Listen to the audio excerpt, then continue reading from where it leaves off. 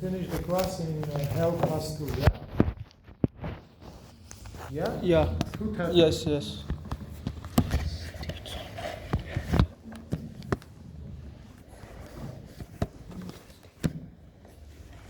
Okay. Let's start? Yeah. Now look guys, mediastinum surgically very important but anatomically not big. For example, if you will compare the size of each pleural space with the mediastinum will be twice smaller. And really, if you will look to this picture, for example, here it's greatly visible, you will see very narrow window, which is located between two pleural spaces, and which is generally presented by our mediastinum. In mid part, it is a little bit more bigger. You know why? Because as you remember, evolutionally, our left lung lose one lobe. And due to it, the space which is located left shifted in the mid part of the mediastinum, it is enlarged exactly here will be the place of location of the pericardium with the heart. But generally, then you look from up to down to our mediastinum, you see that it's narrow. Approximately from up to down size of the mediastinum, it is near 25-30 centimeter. And the width of the mediastinum in anterior portions is narrow up to 10 centimeter. In middle portion, due to absence of one lobe of the lung, as I say, it can be up to 15 centimeters approximately. Generally, you can see that the space is not so big. You remember that we call it the fibrous space because from all the sides it is covered by the endothoracic tissue. All the sides, guys, it's not really all the sides. It means from upwards it doesn't cover. From upwards we don't have real borders. Upwards we have apertura thoracic superior, and through the superior thoracic aperture we have communication between the thorax region and the neck region. That's why we will have here ascending and we will have here descending structures. Now, tell me please, which structures will be ascending? Which is come from down to upwards, from thorax region to neck region. Oh, friend, that is not that is generally not the university question. That is a school level question.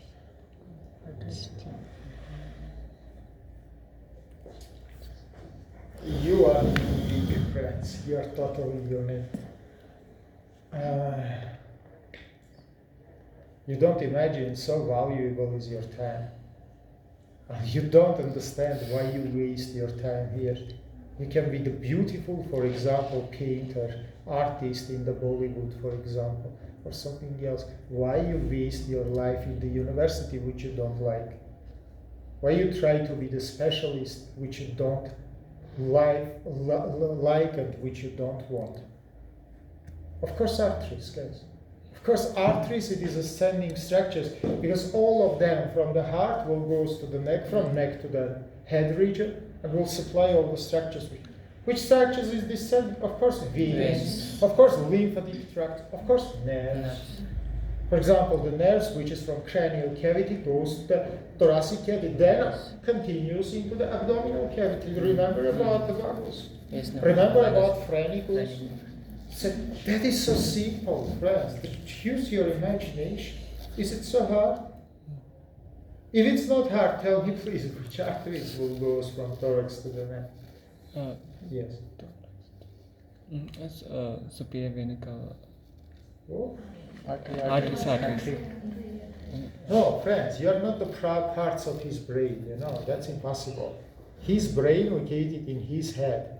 So give him chance to answer self-independently my question. Please, yeah. Today you are in target of my attention, so I speak with you. Show me, please. What is the main sources of the supplement of your head, of your brain, of your neck? Why not? Of your upper extremity. Also will goes from down to upwards, to supply upper extremity.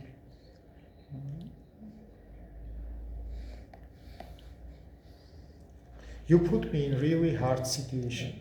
What's your name? Kevin. I will just put Kevin near of your name some point to decide it in the future what to do with you.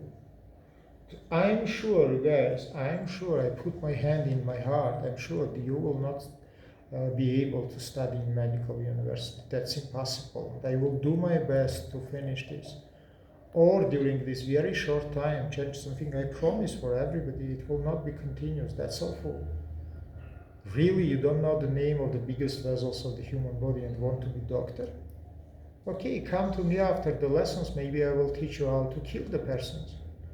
Of course, it's not my specialization, but what else I can teach you? If you don't want to study how to treat the patient, what else I can teach you in medical university? That's awful.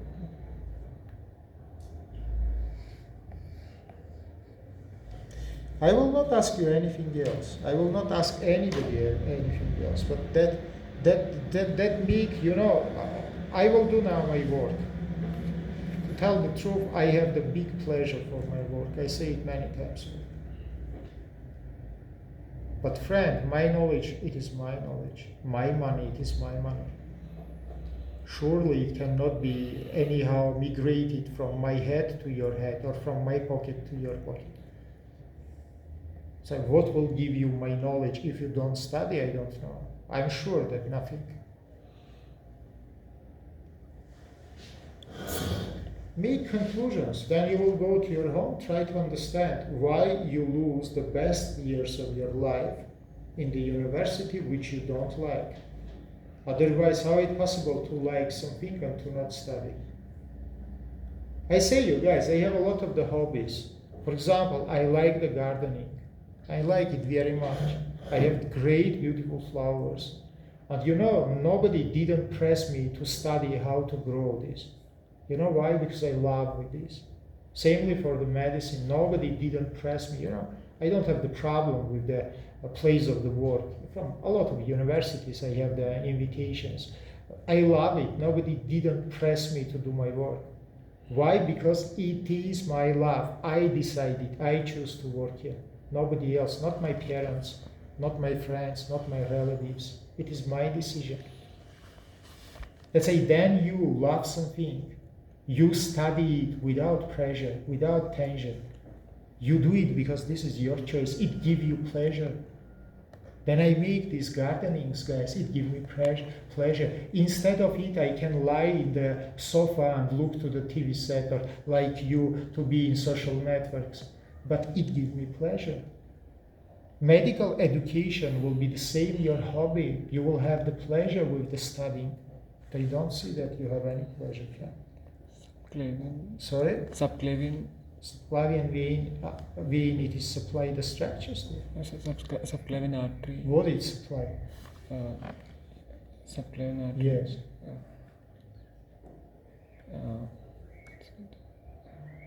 What it supply? Okay, you remember one name. What does it supply?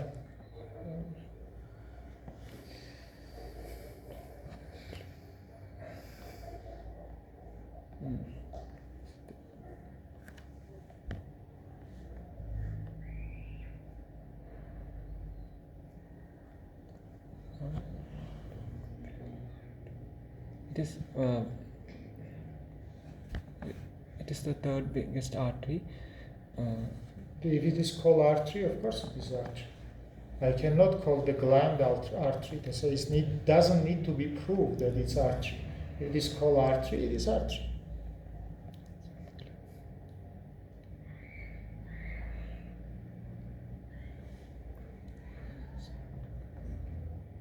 My grandfather usually told me that there are two options for the speech.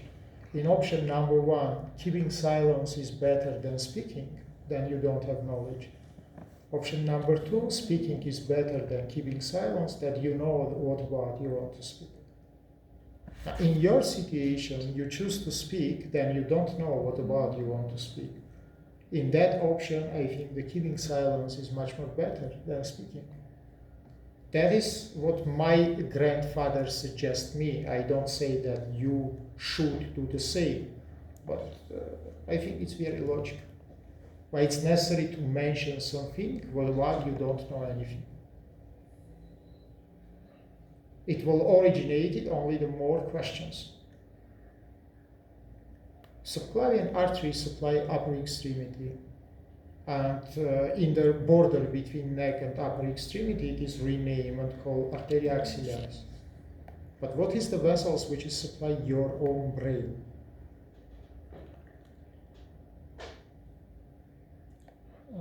Yes. Believe me, it's hard to live without brain. Hardly possible to live without brain. So to not know what is supply the brain, it is the nonsense.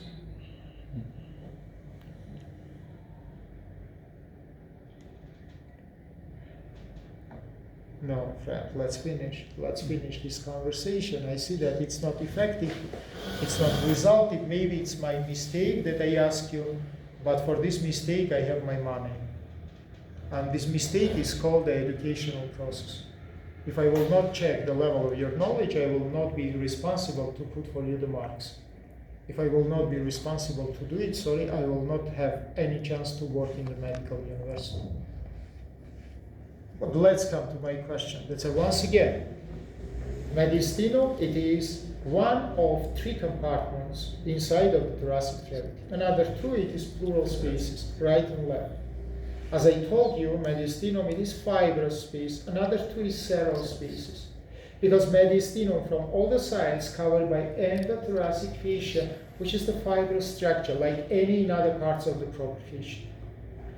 Let's imagine that I am inside of the mediastinum, and let's see what will border me from 1, 2, 3, 4, 5 sides. Why not from 6? Because I told you from upwards I am open, and I make the communication with upper region. Yes. But from in front, I will be bordered by inner surface of the sternum, which is covered by the fascia. From behind, by the anterior surface of the vertebra, thoracic vertebra, of course. From two sides, it will be the mediastinal pleura, which is covered by the sagittal septus of the same endothoracic fascia. From downwards, it will be the pericardial place of attachment to the diaphragm, and small portion in front and behind of it. By the way, portion of diaphragm in front and behind of the pericardium will have the coverage by endothoracic fascia. Portion of attachment of the pericardium, of course, will not have. So remember, please, that is all borders of our mediastinum. Now, if it is possible, put your fingers into the lunar angle. Otherwise, we call it sternal angle. This is the place between your manubrium sterni and corpus sterni. If you will provide it from this angle, horizontal plane to the back side, it will come to the, you remember, intervertebral disc between T45, and it will divide your mediastinum into superior and inferior compartments. This horizontal plane will pass strongly by upper margin of the tracheal bifurcation. So remember, please, you can make this border or by horizontal plane, which I explained you, or during surgery or section of the cadaver, you can find the bifurcation of the trachea, and strongly by upper margin of it, you can make again horizontal plane, and above it we will have the superior mediastinum, below it we will have inferior. I think it's not hard. If you will measure the sizes of these two compartments, you will see that the inferior one twice bigger than the superior. More of this. Inferior one, it is separated place. Inside of inferior mediastinum, we describe three compartments. Superior mediastinum is common space. It doesn't have any separation, and it is described as one common part of the mediastinum. Inferior one make division by pericardium. In front of pericardium will be anterior mediastinum. Behind of pericardium will be posterior. And pericardium by itself will be called middle mediastinum, together with the bifurcation of the trachea. By the way, main bronchi, which will be below the bifurcation, will be included in middle mediastinum together with the pericardium. Now let's come to the superior one. If you will use your imagination, you can simply imagine which structures will be above this horizontal plane. First of all, from the organs, I will have the thymus. From the organs, I will have behind of the thymus the trachea, before the bifurcation. And behind of trachea, I will have esophagus. That's the first group of the structures. This is the organs. But thymus, I think you remember, in childhood, it's very big. It is very recognizable structure. By any kind of the instrumental investigations, you can find it. For the adults, it is involuted. And for me, if you will make, for example, my CT scan, I wish to have instead of it small piece of the fat, because touch wood, if instead of it you will find the big thymus, it will show the tumor, which is called thymoma. Yes. So remember, please, for the adults, it should be involuted and should be presented by small amount of the fat. It means it loses its function. T lymphocytes doesn't proliferate. It is understandable for you. That's all. Second group of the structures, it is vessels. As I said 2 minutes before, we have ascending vessels, which is called arteries. We have descending vessels, which is called veins. By the way, it is all, or it is the veins, or it is the lymphatic structures. Also, they will be descending. I think you understand it, yeah? From arteries, it's so simple. Aortal arch and 3 branches of it. From right to left, brachiocephalic trunk, left common carotid artery, left cephalic. Brachiocephalic is split it into right cephalic, right common carotid. That's all, friend. I think it's not hard to remember 3 structures. Only 3. Brachiocephalic, left common carotid, left cephalic. These 3 structures, friend, supply everything which is located above of your thorax. It is your neck, it is your head, it is your upper extremities. Descending structures. Of course, it is venous structures. Again, not so hard. Left brachiocephalic vein, which is twice longer than right one. Place of the junction coincide in the level of the first rib attachment to the sternum.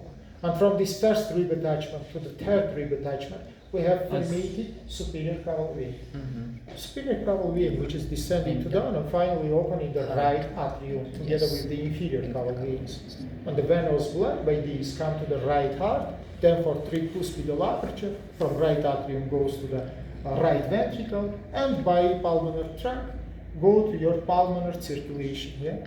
Come to the lungs, gives the carboxygen, take the oxygen, and goes to your system by pulmonary veins, drain into your left atrium. From left atrium to the left ventricle by mitral aperture, and then to same aorta, which we described 2 minutes before. Ascending aorta come to the arch. Arches go to the descending aorta, which is split into 2 portions, thoracic and abdominal. Abdominal finally in the level of L4 approximately, split it into 2 common iliac arteries, which is split it into external, which is continuous to the femoral, and internal, which is supply your pelvic structure. Friend, it is review for you, so try to remember. Descending lymphatic structures, you remember we call it the jugular lymphatic tract, which is draining to ductus thoracicus. Thoracic duct, which is located in the left side and draining side of our brachiocephalic veins or in superior caval vein. 2 situations is possible. And finally, we come to the last, third group, which is called the nerves. Truncus sympathicus from 2 sides with the superior thoracic ganglia. Nervus vagus, which is passed along of your esophagus, and it forms 2 trunks. Yes. And nervus vagus or nervus phrenicus, which is passed in front, and vagus goes behind of the root of the lungs. Phrenicus goes in front of the root of the lungs. Remember about it, please. That's all. This is all structures which we have inside of the superior mediastinum. Now let's come to the inferior. As I told you, it is split. Usually in medical university, in medical books, you will not find the term in inferior mediastinum. Instead of it, immediately you will see anterior, middle, and posterior. But you should understand that this is division of not the superior one, but this is division of the inferior one. When we say anterior, it means from behind it is anterior surface of the pericardium. From in front it is in posterior surface of the sternum, which is covered by thoracic tissue. What we have here, fat, loose connective tissue, lymphatic nodes, and the internal thoracic artery. Thoracic interna pass by the margins of your sternum, and what does it mean? It means it is localized in the fold between endothoracic fascia and the mediastinal pleura. Endothoracic fascia, because from the sides, by margins of your sternum, it will be attached to the mediastinal pleura, because it will be anterior borders of your parietal pleura. You remember in my previous lesson we told you, that place of transition of your costal to the mediastinal pleura from in front we call anterior border. And between these 2 my anterior borders we have mediastinum. Now imagine this exactly line. It is the place of attachment of endothoracic fascia, which is covering my hand from in front to the parietal pleura. And immediately in this fold, you will have the continuation of thoracic integument, which is from subclavian, which is gives here the anterior intercostal arteries. In the level of the pericardium, it gives the pericardiophrenic branch, and finally gives the musculophrenic branch, which is gives inferior 6, and gives the superior epigastrial artery, which is entering inside of the sheath of the rectus muscle. And in the level of umbilicus, it forms the anastomose with inferior epigastrial artery. Veins and arteries both need anastomosis. By the way, this structure is located behind of the muscle. He is the muscle, I am the sheath of the muscle. They are located between them. Not in anterior surface, but in posterior surface of the muscle. Middle mediastinum, pericardium with intrapericardial structures. Then we say intrapericardial structures, we mean heart and intrapericardial vessels. Vessels which is enter to heart, or vessels which is leave the heart. How we call the vessels which is enter to heart?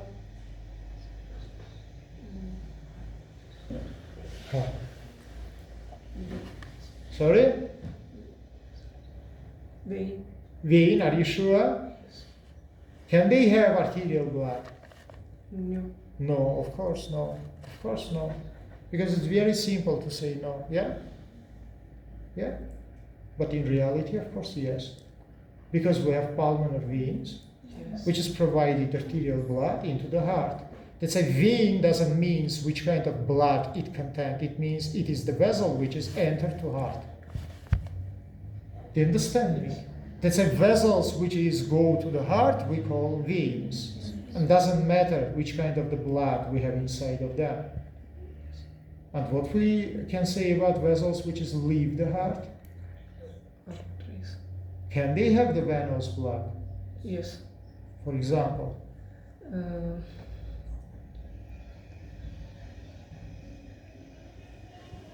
that is finished here. That means that is point of the breakdown. That fantastical second year of the medical university. And we don't know which artery has the venous. Pulmonary trunk. It is artery because it goes from heart, but it contains the venous blood from the right ventricle. It is go to your lungs. What can you tell me about embryonal vessels or prenatal or fetal vessels? What is the main vessels which is provided arterial blood to the fetus? We spoke about it many, many times because with our friend we spoke about postnatal vascular structures. What about prenatal? Around umbilical artery. Which kind of the blood it has? Umbilical artery. Yes. Guys, it's so easy to make the memorization. A rule is same. Vessels which is go to the direction of the heart called the veins. Vessels which is goes from the body heart we call arteries. The problem is in which vessels we will have the arterial blood. In the vessels which is goes from heart or in the vessels which is come to heart. Umbilical artery comes to the heart. Really? No, it goes from the heart. That's which kind of blood it should have if it goes from heart. Oxygenated blood. There are two problems there. Problem number one, me, you don't know. Problem number two, you're unlucky. From the option 50-50, you choose the wrong one. What's the matter? Okay, if you don't have knowledge to be lucky, I wish you. It is so easy, friends. Lungs doesn't work. We cannot have oxygenation. Let's say arterial blood will come from placenta of the mother to the heart of the child. Let's say veins will provide it arterial blood, and arteries will provide it venous blood to the same placenta for oxygenation. Let's say umbilical veins will have the arterial blood, and umbilical arteries will have the venous blood. It is so easy. And these umbilical veins will continue up to your liver, in the level of the, not up to heart, up to the liver. In the level of the liver, they will make anastomosis with inferior caval vein.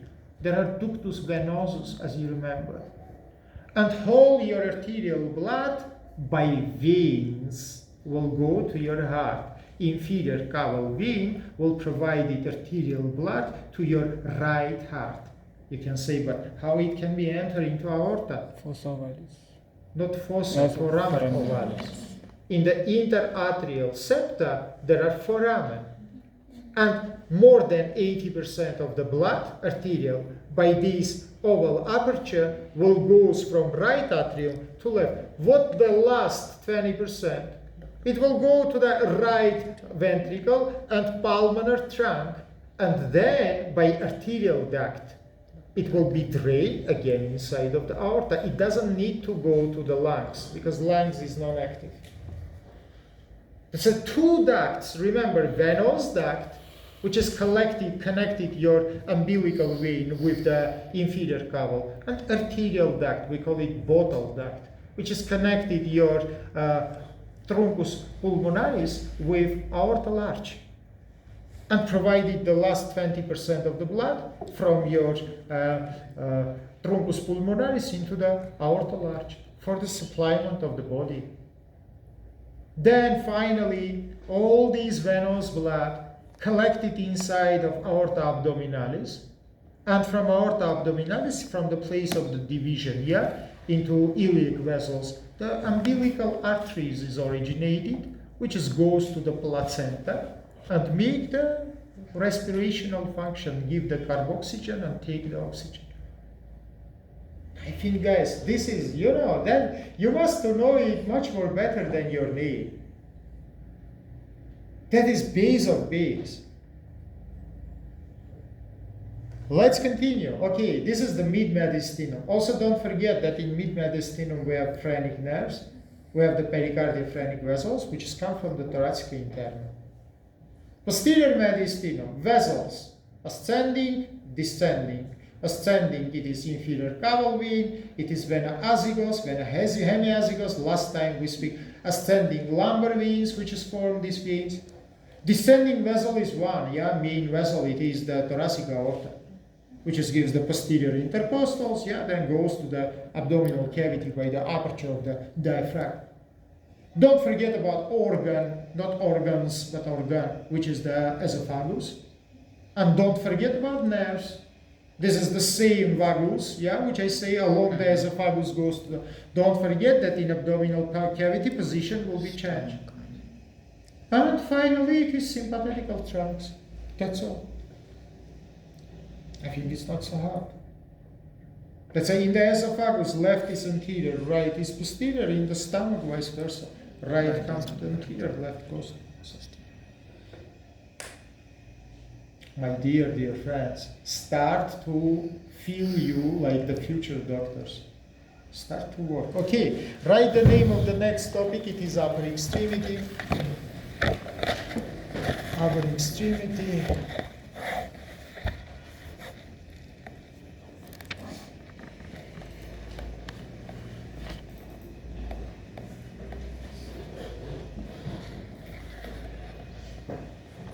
And need attention to me. If it is possible, I will sit it down a little bit because it's not so easy to work from the morning. From evolutional point of view, between upper and lower extremity, there are a lot of the similarities. And first of all, I must, let's say, prove you that extremities surgically important regions of the human body. How I can do it? I will remember some statistical information. For example, statistics say that 70%, a little more, of all traumas become to the regions of extremities. By the way, from these 70%, approximately 55 will be upper extremity region, another approximately 20-25 or 20 will be the lower extremity region. Upper extremity is much more traumatized part. Why, guys? Because you do everything by your hands. Professionally, I don't know. Anyhow. So this is really traumatized parts of the human body. It's like first point why it is surgically important, because we will see here traumas. When I say trauma, I include here everything. Trauma of soft tissues, fractures of the bones, that's anything. Amputations, traumatical. That's all these situations, generally we call them traumas. Problem number 2, which is make these regions very surgically important, it is location of the big arteries and big veins, which can be simply damaged and to make profuse up to mortal bleeding. You can say, sir, but what is differ these regions from the point of the bleeding from another regions which we studied before? Answer of this question is easy, guys. All regions which we studied before primarily have many sources of the supplement. Remember frontoparietal occipital region, remember neck region. Extremity has only one source of supplement, which is called the magistral artery. Now, for example, let's imagine that from me to you come the long upper extremity. I'm the upper proximal place, you are the lower distal place. What does it mean? It means from my proximal place to your distal place, one long artery will pass and will make supplement of all this extremity. Sorry, not in head, not in neck region. We don't have something like this. We have, for example, external carotid, which gives the many branches with the network, internal carotid, which gives the many branches, subclavian, which gives the many branches, and a lot of the networks. But here situation is not. Now let's imagine that in this distance between me and her, this artery is damaged. Sorry, if I will take the ligature and ligate this artery, I will make devascularization of all part of the extremity, which is below the place of ligation. Is it you make the region from the point of view of supplement? Yes, of course. I will do my best to save, to keep this artery, otherwise I will make amputation after the ligation of the vessel. Look, guys, in the level of the head, neck, thorax, station another. Even if the vessels originated with same artery, they located in the form of the network. And they forms a lot of the arterial anastomosis structure. And if one inside of anastomosis will damage, another will work. In the extremity, that's not so. Sorry, fingertip artery goes from down to upwards, from up to down in lower extremity. By the way, you remember behind the midpoint of your inguinal ligament, called terefemoralis. And same thick artery come from midpoint of your clavicle to downwards and called arterioaxillaris. I'm sorry, this is 2 single sources of supplement for all these big regions which we mentioned. Nothing else. And they will be the tubular shaped structure which will pass from upwards to downwards. You can say, sir, but after they can be split it into small tubes. Yeah, it's possible. But anyhow, source will be same. Do you understand me or not? That's from that point of the view, guys. Our surgical work in the region of extremities will be critically hard. Sorry, you will not be free to make so much ligations like in other regions. Fortunately for us, in some special compartment of extremity, which is primarily the region of the joints, we will see some collateral networks. But the big question, will this network in 100% compensated supplement if main artery will be ligated? Or in majority of cases, no. There are some exceptions. For example, we speak about scapular region, after we will mention, but primary, usually, you're very young. That's why you speak usually from the point of the view of maximalist. You say, if it doesn't make this compensation, why we need it? You need it, guys, for several physiological conditions. For example, as usually I give this example. Yeah, you are now relaxed. You don't need the more supplement. I work. That's like collaterals can make the compensation. Then the normal supplement is not enough. You do something more. For example, For example, now look, I press in my fist my pen. You can simply see that due to my pressure, my finger colors is changed. I think it's visible. Of course, it will not make the necrotization of my fingers, but partly supplement of my fingers will be compressed. Yes. Fortunately for me, in my palmar region, I have not one, but I have two arterial arches. One is superficial, second is deep, and primary superficial is compressed. That's a collateral which we have here between superficial and deep will provide it the more supplement for some critical situation. For example, then I press my fist. But sorry, if the superficial arch will be ligated and closed, deep will not be enough to make 100% compensation of the supplement. Because I don't think that we need all our this kind of the structural units for only critical conditions. The main one is closed. No, sometimes we need more in 20%, 30%, 40% more supplement. You make the physical work, you make the sport work, you make some another activities, emotional activities, why not? But you will need the more supplement. That's why remember, please, this also makes surgical work specific. Point number 3, it is belong much more to anatomical specificities. I want to remind you that in the region of extremities, proper fascia strongly has 2 layers. And what is important? These 2 layers of the proper fascia can form 2 types of spaces. And surgical work will be provided mainly inside of these spaces. First type of space we call interfascia. You know what is it? Yeah, I am split into 2 layers. Between my layers there are spaces. Loose connective tissue, vessels, nerves. Second kind of space called osteofacial space or compartment. Now, my dear friends, it is 2 bones. I am the proper fascia. Space between us is called osteofacial. So, if you will be surgeons and will make the surgery in the extremities, mainly you will work or in interfacial or in osteofacial, because here we'll have most important structures. Okay, what is located in interfacial space and where is located interfacial spaces? Now look, interfacial spaces you have only in the part of the extremities with single bone. That is arm, that is thigh. All other parts of our extremity doesn't have any interfacial space. Once again, interfacial spaces we have only in the parts of the extremity with single bone. Osteofacial compartments we have forever. Conclusion. In the region with single bone we will have 2 spaces, and interfacial and osteofacial. In the parts of extremity with more than 1 bone, can I open the window?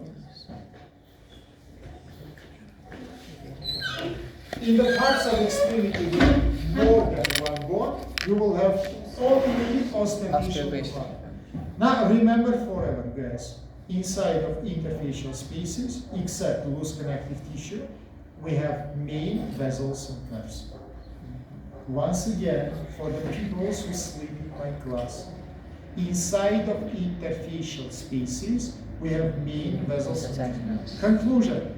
For example, region of the arm. If I will show you its cross-section, don't draw it, because in the future we will draw all these pictures. I will draw now that, don't do it, just look.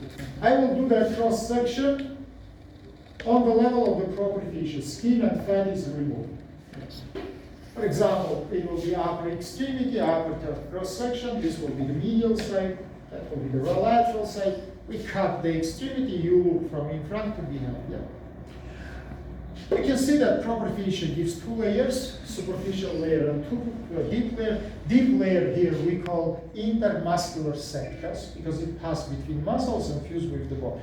And look, guys, look into space A and space B. We call them interfacial spaces.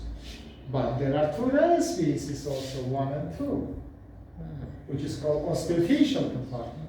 Because space A and B forms only by proper fascia. Space 1 and 2 forms by proper fascia and bone.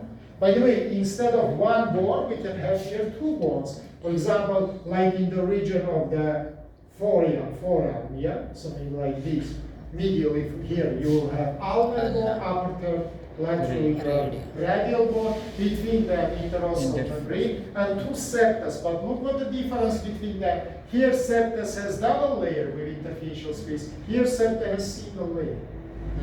Instead of interfacial space, there are three osteofacial compartments. Do you remember I told you that in the regions with more than one bone, we don't have interfacial space? Please. Yes. Example for you. That's why here you have and interfacial and osteofacial. Strongly vessels and nerves will be inside of interfacial. Here you have only osteofacial. It means they will contain and vessels and nerves and muscles. So remember, please, here muscles will be in osteofacial, main vessels and nerves in interfacial. Here everything will be inside of osteofacial. There's no any non-skin. This is also important to remember to make the surgery, because again I tell you, main surgical problems will be or in interfacial space or in osteofacial space.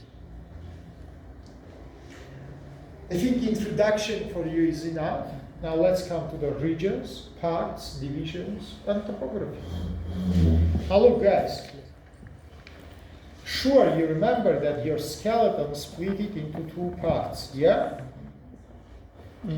Which?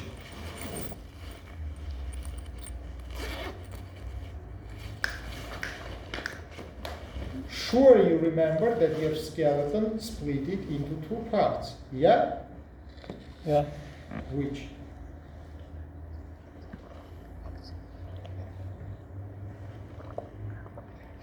Can you be sure if you don't know? You believe me. If teachers say, you cannot say the opposite, yeah? Maybe there are 24, not 2. Why you believe me? Of course there are 2, yeah? And appendicular. Appendicular skeleton, it is immediately skeleton of your extremities. And these axial and appendicular skeletons should be connected to each other. For this we have the girdles.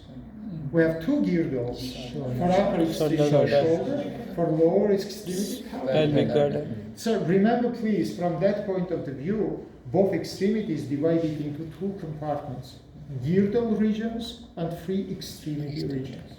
Upper extremity has shoulder girdle region and free upper extremity region. What does it mean, shoulder girdle? That is the regions which is surrounded your humeral joint which is connected your upper extremity appendicular skeleton with your trunk. Which shoulder girdle compartments? We have 4, guys. 4. Infraclavicular, deltoid, scapular, axillary. From these 4 compartments which I mentioned now, 2, first and last, located in thoracic wall, infraclavicular and scapular. That's why, guys, don't be confused. We don't forget to study this in thorax. We will study it in upper extremity.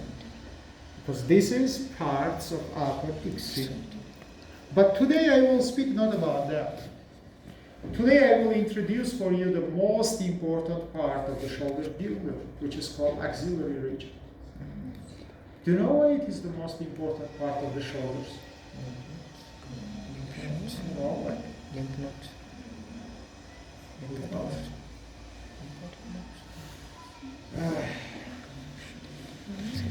Please give me 2 minutes for relaxation, and instead of me, you give me some option. You speak, I will listen. Why axillary region is the most important part of shoulder? Your options.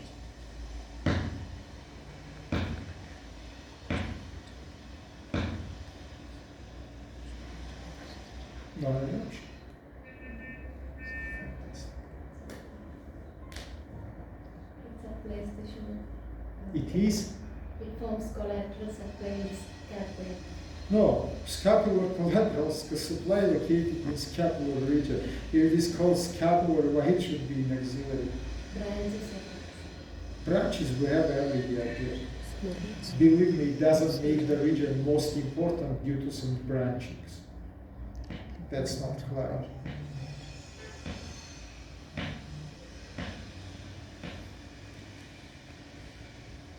If you need the sleeping time, I can give it to you guys. I see that you like it. That's more than simple. You study anatomy, guys. All sources of arterial supplyment of the innervation of free upper extremity located in the region of the axillary, armpit.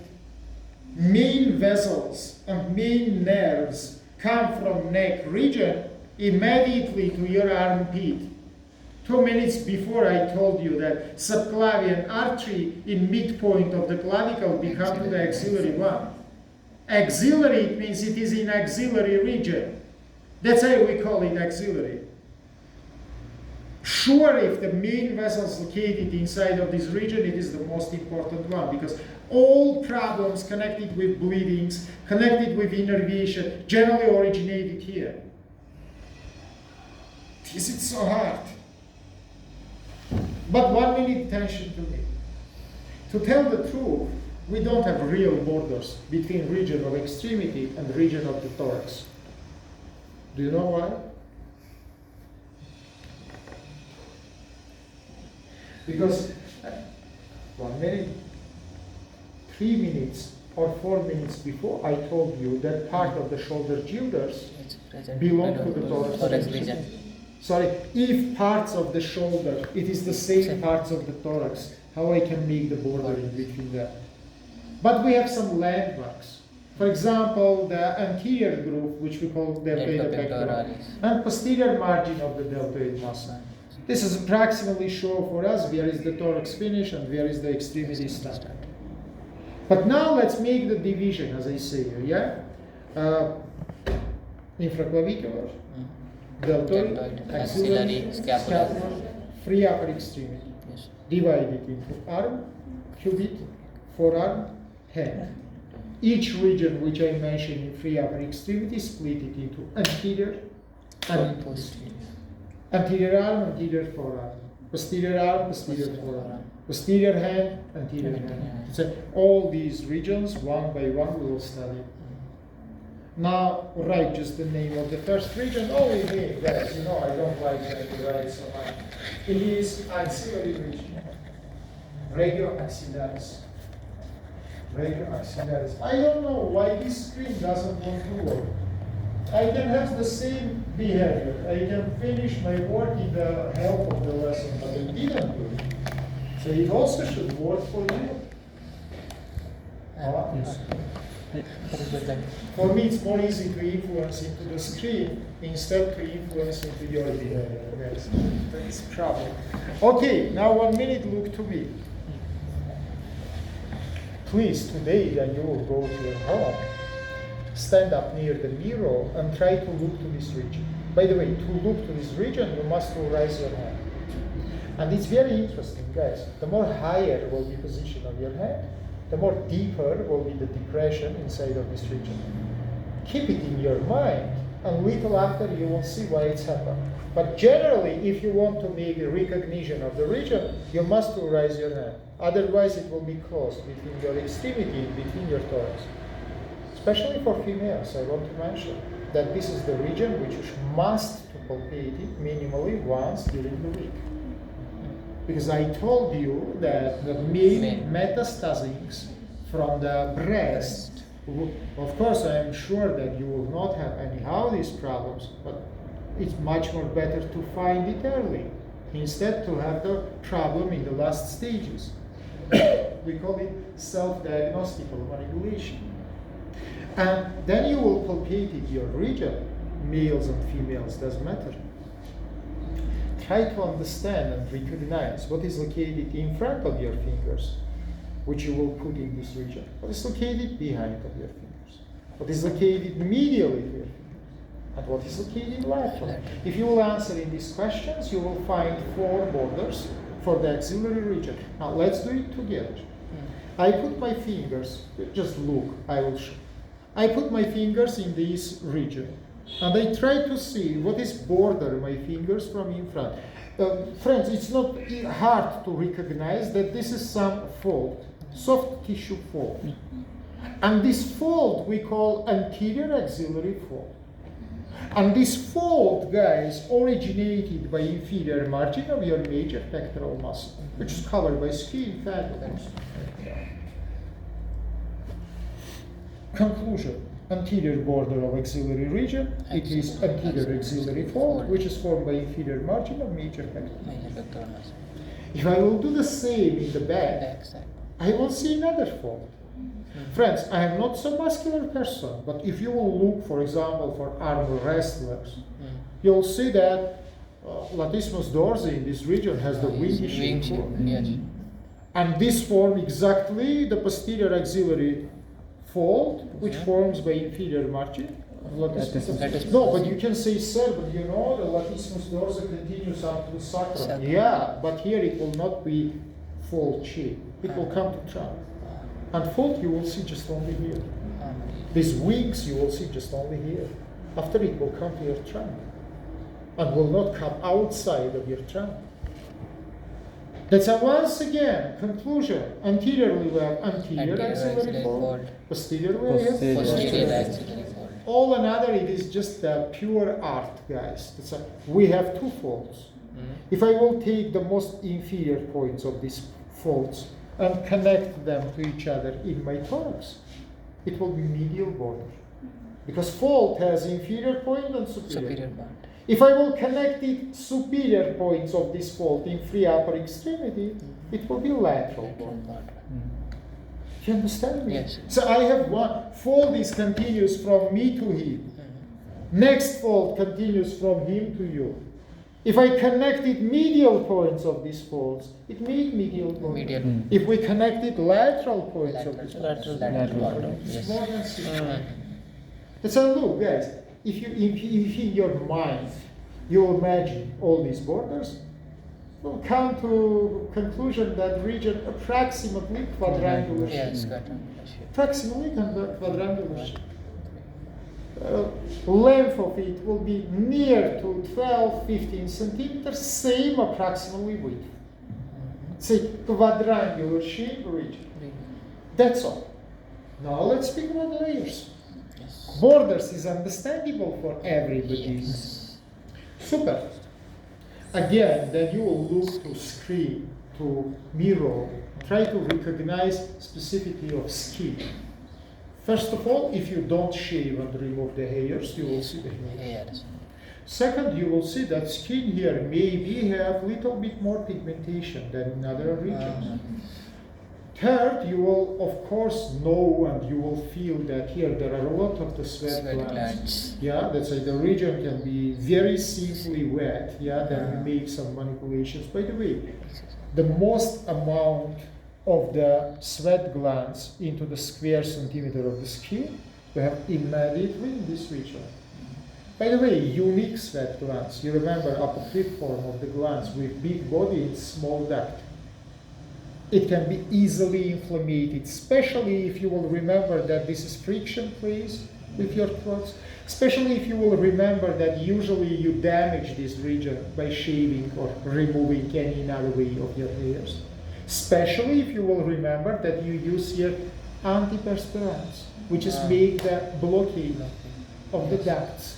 I want to remind you guys, from hygienical point of the view, antiperspirant can be applied not more than 1-2 hours. You apply it along the whole day. And of course, it can simply make inflammation. That's it. Remember forever, guys, that is risk factors for the problem which is called Hydroadenitis.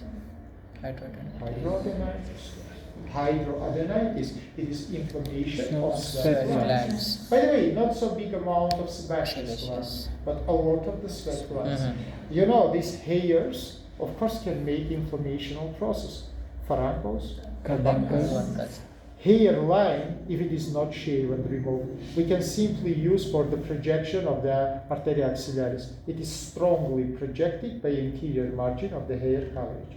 There are another also projectional types, which I will explain for you after. But the most simple it is by the hair. Yeah. You see hair, you take the marker by interior margin of this hair. You provide it the light. It is beautifully shown for you projection of arteria axillaris.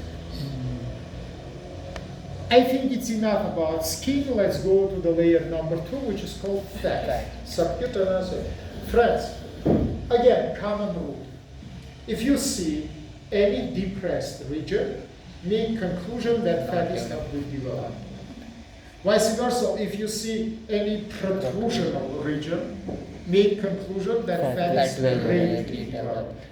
Because this is depressional region, I make conclusion No. fat is very loose or not good developed. But it has content. Number 1, vessels. Now remember a rule for both extremities. Remember forever. Subcutaneous fat of upper and lower extremity doesn't have any arteries. When I say arteries, I mean visible structures. About capillaries we don't speak. Remember forever. Remember that in head we have a lot of arteries in fat. In the neck, No arteries, yes. Samely, no arteries in the thorax Thorax region. region. They located deeper. Yes. And same we will see in the upper and lower extremities. Veins, guys. By the way, veins, which is located in fatty tissue, we call superficial. Superficial veins. Remember, please, by the way, it's belong not only to the veins. Mm. Every structures which is superficial to proper fascia, called superficial. Superficial Structures which is under the proper fascia, Deep. called deep. veins. Deep. It is belong to nerves, to vessels, to lymphatics, to everything. Whom to ask to not confuse? Who is the best student? Best one, show me your hand. No best one. Of course, if no best one, I will ask the brain, because you brain. Please, brain. What can you tell me? What is the biggest superficial veins of upper and lower extremity?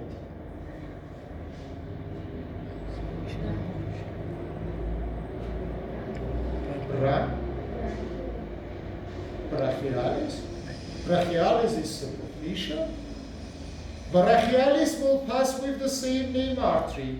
Meaning, before I say that in fatty tissue no arteries, quite possible if it is passed together with artery, it comes to the fat, but in the fat arteries is absent. It is a logical abnormality here. That's awful. Who can tell me?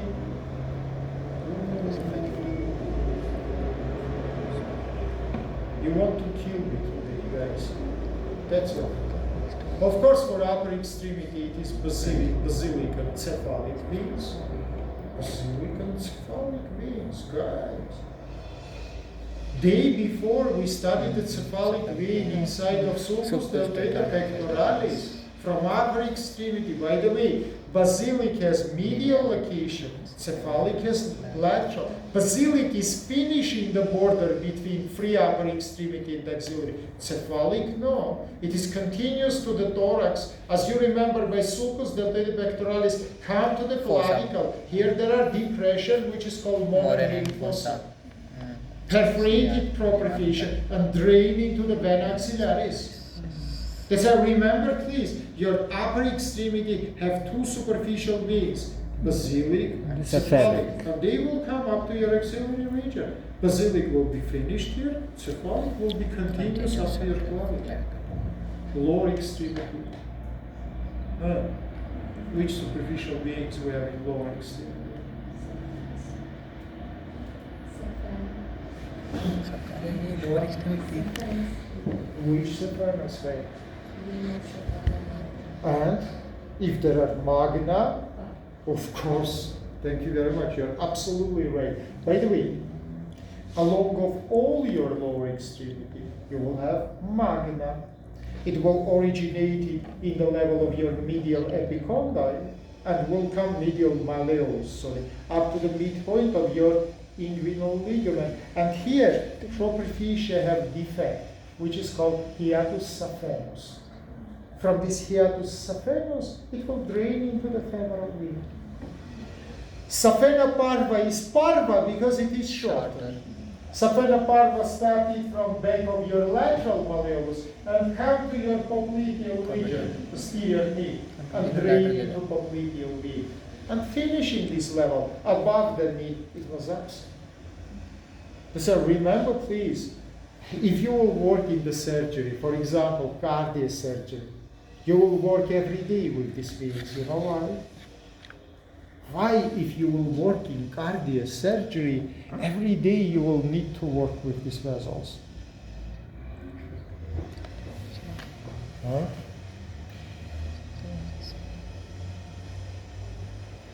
It's so simple. Guys, read the medical books, look the medical movies. I don't know what else to suggest. Because this is usual vascular graft material for the bypass surgery, for cabbage surgery. That's why we take our safena parva, safena magna mainly to make the coronary bypass. Okay, but let's come to our region. Come to conclusion that inside of fat we have superficial veins, which I mentioned. We have superficial lymphatics, 4 or 5 groups, and we have superficial nerves. By the way, superficial nerves in majority of cases, 99%, it is sensory nerves, which is making innervation of the skin. Can we have exceptions? 1% exception. Yeah, but into which regions it is belong? Then in fatty tissue we have not only superficial but the motor nerves. Friends, anyhow, I will explain you the topic. But there are 2 options. Or we will have both pleasure, me with work with you, you with work with me. Or it will be boring and for me and for you. Anyhow, I will do it. But try to make it more interesting, guys. We study together with you, dear friend, 2 regions. Region of head, which contain mimical muscles, impressional muscles. This is muscles in fatty tissue. Region of neck, which has palatisma, which is also located inside of fatty tissue. That's why for these regions, fatty tissue will have not only sensory nerve, but motor nerves also. If the regions doesn't have superficial muscles, like extremities, I don't know, thorax, abdomen, here in the fat, you cannot show your emotions by the muscles of your belly, believe me. That's impossible. Let's say here your fat will have only sensory nerves. Let's say in axillary region we have one big sensory nerve, which we call nervus intercosto brachialis. Looks so interesting name, intercosto brachialis. You know why? Because it originated from 2 sources. From one side it is come from first, second intercostal nerves, from another side from brachial plexus. They join to each other, they make the sensory nerve. Very important. I want to remind you guys that here there are a lot of receptors. A lot of sensory receptors we have in this region. And it is innervated our region. Let's continue. What else we have here? We mentioned vessels. We mentioned nerves. We mentioned superficial lymphatic nodes. Let's mention superficial fascia. It is passed inside of the fat, doesn't form anything important, and continues to the free upper extremity. By the way, in whole upper and lower extremity, superficial fascia doesn't have any surgical importance.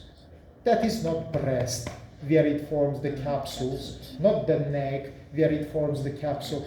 Here it doesn't have any surgical, I don't say anatomical, surgical meaning. Breathe out. But what is the next layer? Layer number 4, because we speak about layer 1 skin, layer 2 fat, layer 3 superficial Proper fascia. Now let's come to layer 4. Of course, Proper fascia, fascia. double. Now look at this picture, please. Skin, fat, superficial fascia is removed, and you see exactly this partly transparent, partly non-transparent structure, which is called proper fascia. Again, common rule. Remember, please, in the extremity regions, proper fascia called by the name of region. Let's say here it is fascia axillaris. Fascia axillaris. And if you will look attentively to this picture, you will see that the more laterally you will look, the more untransparent the speech. The more medially you look, the more you see structures behind of it. Conclusion. In medial parts, it's thin. In the lateral portions, it is thick. More of this. In the medial portions, it is perforated. Yes. Do you see vessels and nerves? Yeah, partly it will be structures which goes from superficially to the, for example, lymphatics. I mentioned that in fat we have superficial lymphatics. Of course, they will be drained into deep lymphatics. Partly these structures which come from inside. For example, say nervus intercosta brachialis. Yeah? It will be originating from deep nerves, plexus brachialis, intercostal, and will perforate proper tissue to come to the fat tissue. Proper tissue, like the skin, has the dome-shaped form, with the apex which is looped to up and to medially. And you know, skin have the same form due to the septus, which is originated from proper tissue and fused with skin. My friend is skin, I am the proper tissue, and my hands is the septus. Look, I raise my hands not only to outside, but to inside also. Outside hand, my right hand, fused with the skin. Inner my hand, come to my thorax, and it is fused with the deep layer of proper tissue, which is called fascia clavi pectoralis. You remember? Fascia pectoralis cover the major muscle, clavi pectoralis cover the minor muscle. Now look, place of my attachment to the minor fascia, clavipectoral fascia, we call suspensor axillary ligament or Gerdy's ligament. Do you remember that we studied the breast, we mentioned Gerald ligament, suspensor. This is Gerdy ligament. Now, my screen, it is the minor pectoral. It is covered by clavipectoral. I am fascia axillaris. I give the septa to the clavipectoral and fuse with it. By another my hand, I fuse with the skin. Now look, do you remember I told you that the more you will raise your hand, the more depressed will be the region? Why it's up and explain it, please. Skin is stretching. Blah, blah, blah, something like this. I don't listen. It's a simple, guys. The more you raise your hand, the more the minor muscles will be constricted. The more it will constrict it, the more proper fascia will be tense by suspensor ligament. The more proper fascia will be tense, the more passively will be tension the skin, because they fuse to each other. So you lift the muscle, muscle lift the clavipectoral, clavipectoral lift the pectoral fascia lift the skin. That is our chain. But now we come to the most important point, guys. If you will cut and remove this proper fascia, do you imagine it? You cut and remove the proper fascia. Do you know what will be under of it? Interfacial place. Awful, dear. I say that here there are a lot of the bones. It is the ribs, it is the shoulder, humeral bone. How here we can have interfacial space? Interfacial space we have only in the region with single bones. Awful. You will have loose connective tissue space. Loose connective tissue. Do you know how we call it? Fossa axillaris. Fossa axillaris. Give me 2 pens and 1 more. Great. Now look. Imagine that my major and minor pectoral is removed. Immediately behind of that, you will see this pyramidal shape fossa, which is directed to up and medially. Base is located down and laterally. Tip is located up and medially, and it's called fossa axillaris. From in front, it's covered by major minor muscles. Do you understand me? It's greatly visible in this picture. Look. 1, 2, 3. Do you see this triangle? Fossa axillaris. Now look, don't do it because it can be painful, but I will try to insert it my fingers maximally deep into my fossa axillaris. Do you remember previously we just put it in our region? Now I push it to up. Then I push it to up, I press the proper fascia, and my fingers together with proper fascia enter inside of the space. And I should recognize what the borders of the space. because borders of region and borders of fossa will not be same. Look, for the region it is inferior margin of the major pectoral, but for the fossa it is double muscles. Look, major and minor. Let's say major and minor muscle from anteriorly will border. If I will push my finger to back, instead of just one inferior margin of latissimus dorsi, I will see 4. How many? 4. Brilliant. Great. Great. 4 muscles, guys. 4 muscles. Latissimus dorsi, teres major, teres minor, subscapularis. By the way, in reverse way. Deepest one, subscapularis, teres minor, teres major, and latissimus dorsi. If I will push my fingers to the medial side, I will palpate my ribs. By the way, it will be ribs from first up to fourth. Why fourth? Because this is the level of the border of axillary region, as you remember. And one muscle, serratus superior. Thank you very much. If I will push my fingers to the lateral side, by the way, very painful. Why? Because here you palpate the surgical neck of brachial bone and 2 muscles. That's why here it's painful, because this is tendons, very sensitive. Short head of the biceps and coracoids. What is your name? Herna? Hera. Dear Hera, what does it mean, surgical neck of the brachial bone?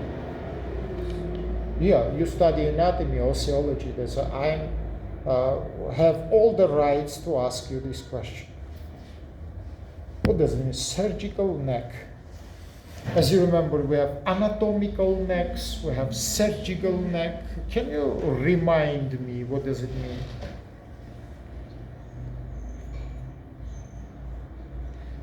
Hera, I think you will give me great answer, but instead of it, you just sleep in my lesson. Maybe you, dear friend. But it's so simple, guys. This is the most narrow part of the bone, and it's called surgical because this is the natural and usual place of fractures. Most usually fractures of it, we see, it is immediately below the epiphyse, the narrow place, near the metaphyse, and that is the main place of the fractures. That's why we call it surgical neck. Do you recognize all borders of fossa axillaris? 2, 4, bones, 1 muscle, bone, 2 muscles. Are you sure? Yeah. If you want, I can repeat. Yeah, you repeat, please.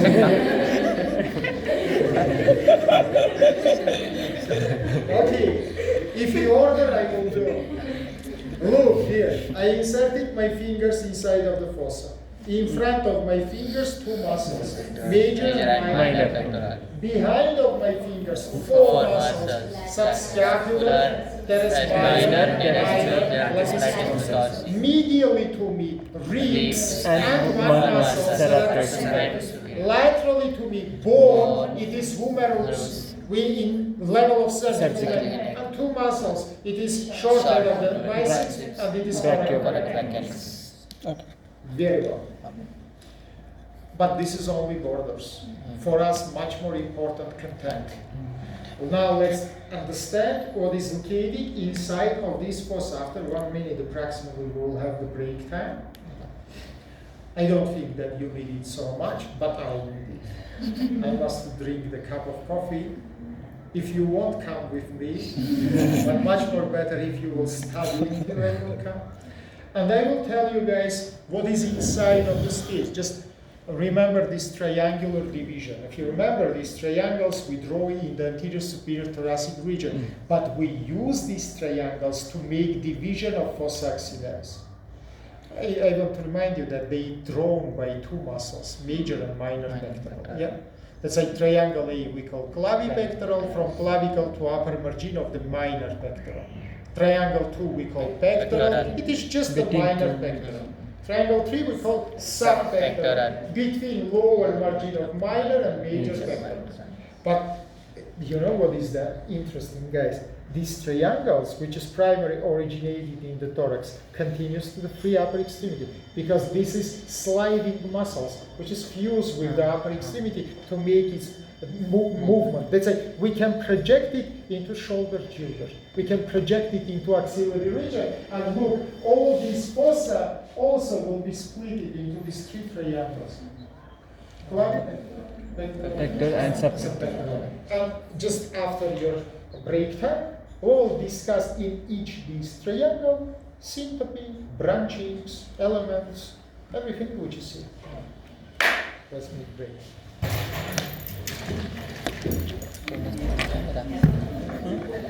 बंद कर video बंद कर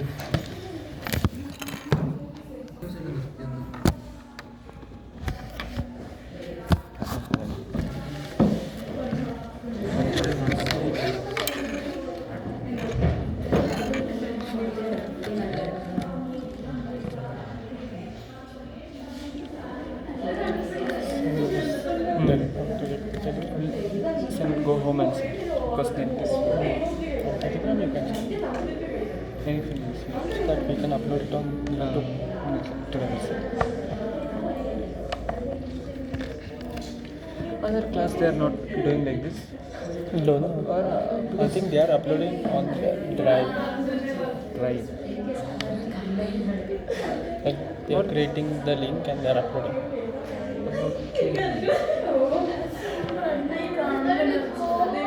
But I think YouTube is better. Because everyone can. Rohit Sharma stand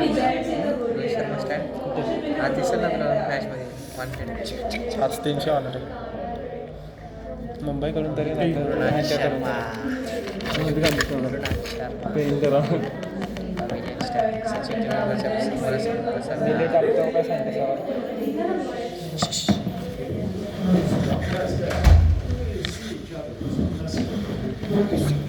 Okay. Now look, what the content of the space. Of course, any space has the fat. I think it is not so unique. Yeah, let's say here also we have fat. Second, what we have generally in 99% of the spaces, we have the lymphatics. Inside of the fossa axillaris, there are not one, but five. Not five, but 5 groups. This is important. That is not 5 lymphatic nodes, but this is 5 groups. In each group, approximately, we have 4, 5, sometimes more.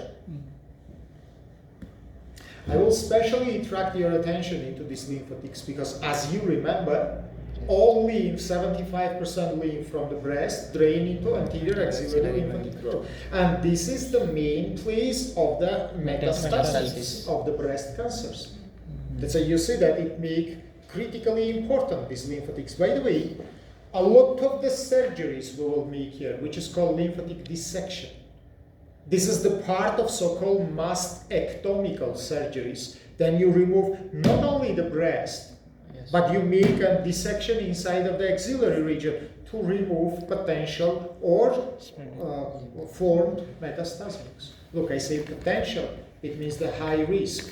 Or finding metastases by the diagnostical investigation. You make CT scan, you make MRI, you make the puncture, you see that this is the metastasis, because enlargement of the lymphatic nodes, guys, 90% of the cases not any associated with the cancer. It can be inflammation. For example, you go, you shave your hairs, infections is happen, and the problem which is called lymphadenitis. That's like, touch wood, guys. Sometimes students after my lessons in the panics go find something after cry, say, oh my God, I have It's not necessary. It's not necessary. Understand, please, that again I say you, of course, surely you will not find anything serious. But even if you find any, for example, protrusions, 99.9% of the cases, it is inflammational problem. It doesn't have any intention with something bad. But you can say, if it's so, sir, why you suggest us to do it? Because, dear, then you will find the process. You will go minimally to the specialist, or you will make some diagnostical investigation. You can say, is it necessary to spend the money? If it not, yeah, it's necessary. That is not the case, then you will make the economy of the money, because this is the problem which is connected with your health. Friends, you can spend the money to your clothes, to your food, but I think it's much more necessary to keep your health. This is the problem which I mentioned many times to our rector of the university. This will be your insurance problems. The big problems, guys, majority of you in Armenia doesn't have the medical insurance, normal medical insurance. And sorry, we are the peoples, we can have the health problems. And what after? How you understand how it's possible to organize after some serious treatment? Touch wood, of course, for example, surgical treatment if you don't have the normal insurance. Do you understand? So expensive for you will be the treatment. So this is organizational questions which should be decided. I say it to Ashok 100 times this.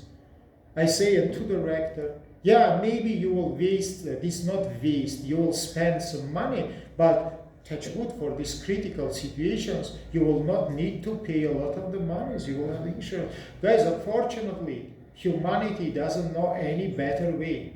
In the all normal countries, as you understand, medicine is working the way of the insurance. That's why I remember about it, because this is something like the insurance. If you know that you have the problem and go to investigate it, what is it? You have some insurance that it will not be something bad. Even if you will spend the money and after the answer will be that you don't have anything bad. That is great insurance, guys. Because otherwise, if something bad will be happen, you will not be informed about it until it will not give the metastasis. So I think it is. It's not need to be explained. Okay, let's continue. Let's say fat lymphatic nodes. Number 3, of course, it is the source of the innervation of upper extremity, which is called brachial plexus. Again, anatomy: C5, C6, C7, C8, T1. So you can see that it is from lower cervical segments and from upper thoracic segment, and we call it plexus brachialis. Plexus brachialis responsible for innervation of your all upper extremity. Again, anatomy. Plexus brachialis have 2 portions: supraclavicular, infraclavicular. Then you say supraclavicular portion, you mention the roots, which I say you just now. C5, C6, C7, C8. By the way, you guys, don't forget that plexus forms only by anterior branches of the spinal nerves. We call them ventral branches. Posterior or dorsal branches doesn't include the information of the plexus. Yeah, and that's it. First of all, we mentioned the roots. In the infraclavicular parts, we have trunks and we have cords. We have trunks and we have cords. Remember, please, roots and trunks gives short branches. Cords give terminal or long branches. Terminal or long branches mainly goes to the free upper extremity. Short branches mainly goes to shoulder girdle or thorax region, like nervus pectoralis major and minor, nervus thoracicus longus. All these branchings, guys, originated from brachial plexus. So don't think that plexus brachialis innervated only your upper extremity. It gives a lot of branches to the thorax region also. For example, your breast partly innervated by this nervus thoracicus longus. Of course, breast doesn't belong to the upper extremity. And finally, last structure which I want to mention, of course, it is vessels. It is arteria, vena, axillaris. Again, artery is continuation of subclavian artery. Vein, vice versa, continues into subclavian vein. What is our now goal? To describe all these mentioned structures in 3 triangles, which we draw before. Clavipectoral, it means uppermost point of your fossa. Pectoral, it means middle part. And subpectoral, it means the most inferior part. By the way, clavipectoral triangle become to apex of the fossa. It is impossible to insert it my finger under of my clavicle, but if I will do it, my finger will go between clavicle and first rib. And immediately apex of my fossa located between these two bones. From in front it is clavicle, from behind it is first rib. And immediately this apex, guys, it is the gate into fossa axillaris. By this apex, vessels and nerves enter or leave the fossa and goes into the neck region. Entering, I means for arteries and nerves. Leaving, I means for the veins and lymphatics. Is it understandable for you? Very well, guys. If you understand it, now the technical problem. Let's quickly, how much hour I have time, to describe position. We call it syncope, branchings, localization, dispersion structures. Now look, uppermost portion. Let's say the more upper you go, the more medially you shift. The more down you go, the more laterally you shift. Uppermost portion, medially vein, laterally to vein artery, laterally completely behind the artery, plexus brachialis. Plexus brachialis in upper triangle presented by three trunks: superior, middle, inferior. I think it's not hard. Vein, artery, Plexus brachialis. Now about each one. Inside of the clavipectoral triangle, all what I will say you know very well. Saphena magna will perforate the proper fissure and will be drained into axillary vein. That is happened exactly in the level of how I can prove it. Inferior margin of the clavicle. I told you that our space shifted from laterally to the medially and come to the apex, which is between clavicle and the first rib. Let's say this is highest place. Means clavipectoral triangle. Is it understandable? Okay. About artery. Now, memorization is simple. Remember, please. Triangle 1 branch. Triangle 2 branches. Triangle 3 branches. One branch, you know very well. This is the branch which we call arteria thoracica suprema. Thoracica suprema, guys, don't mix it by intercostalis suprema. Intercostalis suprema, it is from subclavian. Intercostalis suprema supply first, second intercostal spaces in the back. Thoracica suprema supply all soft tissues, sliding tissues in infraclavicular region, from clavicle to your third rib. From clavicle to your third rib. Yes. Triangle number 2. I don't speak now about lymphatics. About lymphatics we will speak separately after. Triangle number 2, pectoral triangle. Again, vein has medial position. Again, artery located laterally, but plexus gives the chords. Our friend, it is artery, he is medial cord, she is lateral cord, I am posterior cord. So you see, we surround the artery, trunks located behind the artery, cords surround the artery on the three sides. Medial cord, Lateral cord and posterior cord. Artery gives two branchings, both you know very well. First one we call thoracoacromial artery.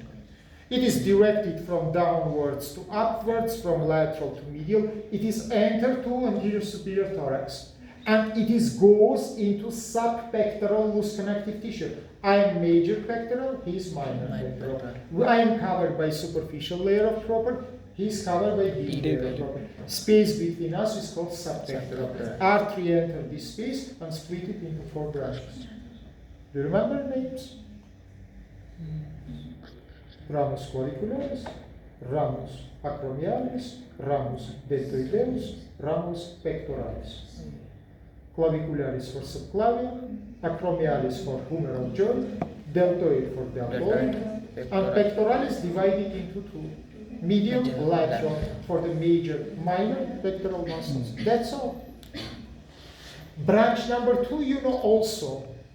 We describe it in the thorax. We call it arteria thoracalis lateralis.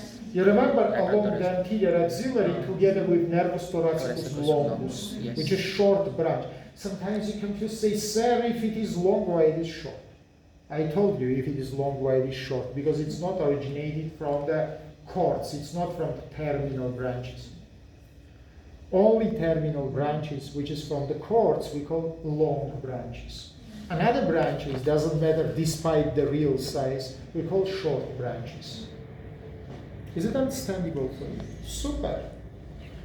Now let's come to the last triangle. Again, vein is medial, artery lateral, and no hemiplexus brachialis, because it divided into terminal branches, which we will describe a little after. By the way, artery gives here three branches. Again, it's not news for you. Two surrounded the surgical neck of the brachial bone. Circumflexa humeri anterior, circumflexa posterior. They come to the lateral surface below the deltoid muscle. Below the deltoid here we have loose connective tissue which we call subdeltoid space. And they form anastomose. Artery number 3, you know much more better. It is subscapular artery. I want to remind you anatomy. It gives two branches, thoracodorsal and circumflexa scapula. Do you remember that we studied subclavian? I mentioned that supraclavicular branch will come to the scapular region and make anastomose with infra or subscapular circumflexa scapula. By the way, again, anatomy. In the posterior wall of the axillary region, there are two apertures. One we call triangular, second we call quadriangular. Foramen trilaterum and quadrilaterum. This is trilaterum, this is quadrilaterum. Circumflexa scapula pass from the trilaterum. From quadrilaterum it is circumflexa humeri posterior and terminal branch, unique terminal branch of plexus brachialis, which is called nervus axillaris. You know why it's unique? Because all terminal and other branches goes to free upper extremity. Only nervus axillaris come to the shoulder builder. That's all. That's all. Once again, guys, this is our arterial branches. Now plexus brachialis, medial cord, you remember, nervus cutaneus brachymedialis, antebrachymedialis, ulnaris, medial root of medialis. Lateral one, nervus musculocutaneus, lateral root of nervus medialis. Posterior one, biggest nerve, nervus radialis, and unique nerve. It is lose its direction. Instead to go downwards, it goes upwards by foramen quadrilateral. It is pass into subdeltoid space and innervated your deltoid muscle. By the way, then it is passed from foramen quadrilateral. It is located immediately in the level of the surgical neck of the brachial bone. Conclusion, it can be simply damaged because this is the usual place for the fractures. But you will see dropping shoulders. If you see dropping shoulder, think about this problem because it can be involved in the fracture. Can be rupture, can be damage, can be anything else. Because it is innervated deltoid, which is lift your shoulder. I think it's enough. Or no? Yes or no? I think yes. Friends, work. Well, I love you very much, but I will dismiss you from the No, it will be painful for me. But what to do? Work, guys. By the way, part of you I see yesterday in our meeting of surgery to be more active. Very small amount. Well, raise your hand. Who was absent? Present. Sorry, okay. 2 persons. It's not enough. 3. Now make one more who raise the hand. No? Okay, 3 persons. 3 persons. It is nothing, guys. Look, friends. Look. Again, I tell you. Today, after the work, instead to go and relax, first of all, I will go to the government. We will have a meeting today. But this is not because I love it. I hate it. But after I will go to my garden and to make something which gives me pleasure. You will come to these meetings to have the pleasure. Not because somebody press you. You can simply go to your home and enjoy your time. But it is the lacus paper which shows this is interesting for you or no. If it is interesting for you, you will come and ask when will be the next meeting because you will enjoy it. Nobody will not come and check, sorry, in these meetings, you know, she will tell you that we don't put the attendance. It is for you. If you won't come, if you don't want, don't come. But don't think that I will come to your home and will deliver this knowledge to you. Nobody will not do it, guys. You must to be proactive. I say it 100 times. I want to repeat it once again. If you will not show the way, you know, guys, we are also peoples. We also like to be relaxed. We also want to have the break times. So if you will give me this chance to relax, to have a lot of the break times, to enjoy them, I will do it. I'm a lazy person also like you. Otherwise, if you will show me that, sir, you know, we pay money for our education. Please, for any pens, for any drum, you give us some knowledge.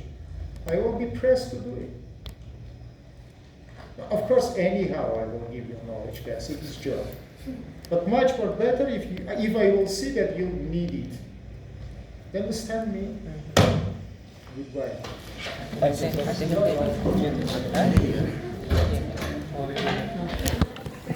they